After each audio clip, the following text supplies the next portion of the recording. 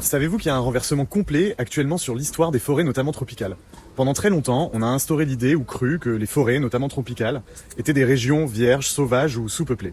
En 2017, une équipe internationale de chercheurs en botanique, en écologie, interdisciplinaire, a disposé des milliers de petits sites, des plots d'observation dans toute la région amazonienne, qui est grande comme l'Europe de Paris à Moscou, ça fait 7 millions de kilomètres carrés, et ont étudié la composition floristique de la plus grande forêt tropicale du monde. Ce qu'ils ont trouvé est vraiment stupéfiant. Il y a à peu près 16 000 espèces d'arbres, donc des milliards, ils ont compté 390 milliards d'arbres, issus de 16 000 espèces différentes dans toute l'Amazonie.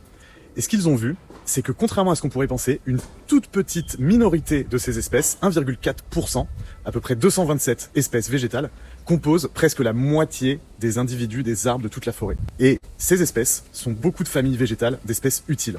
Du caoutchouc, du manioc, des palmiers, de l'açaï, des noix d'Amazonie, des plantes alimentaires, médicinales.